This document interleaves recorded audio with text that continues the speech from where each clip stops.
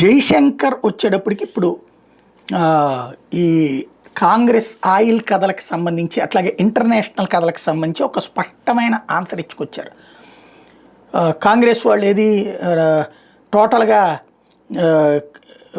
ఏది diesel petrol విషయాల్లో దెబ్బ ఫెయిల్ అయిపోతుంది ప్రభుత్వం అన్నటువంటి వేళ అంటే వీళ్ళు ఏం రైట్ చేస్తున్నారంటే రేట్లు తక్కువకి తీసుకుని ప్రజలకు ఎందుకు తక్కువకి ఇవ్వట్లేదు అన్నటువంటి పాయింట్ రైట్ చేస్తున్నారు. దానికి సమాధానంగా కాంగ్రెస్ టైంలో 1,41,000 కోట్ల రూపాయలు పెట్రోలియం వీటి మీదన గ్యాస్ మీదన అప్పులు తీసుకున్నారు.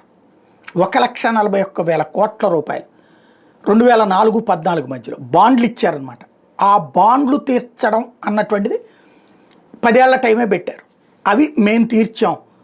పైగా ఇప్పటికే 2,41,000లో 1,32,000 కోట్ల రూపాయలు ఇప్పటికి తీర్చాం ఆ బాండ్లు. వాటి భారం, వాటి మీద వడ్డీ, ఆ భారం ఇప్పుడున్న మోడీ సర్కార్ భరిస్తోంది.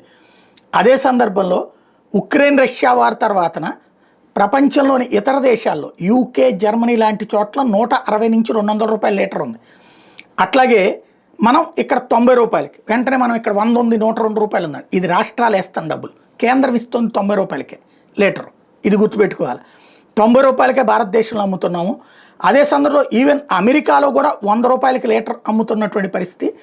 ఇక్కడ పెట్రోల్ డీజిల్ రేట్లు కనుక పెరిగితే అవి ప్రజల మీద ప్రభావం చూపెడతాయి, వస్తువుల మీద కూడా. కాబట్టి వాటిని పెంచకుండా స్టేబుల్గా ఉంచుకొచ్చాము. ఇది గుర్తుపెట్టుకోవాల్సినటువంటి అంశం అని చెప్తున్నారు.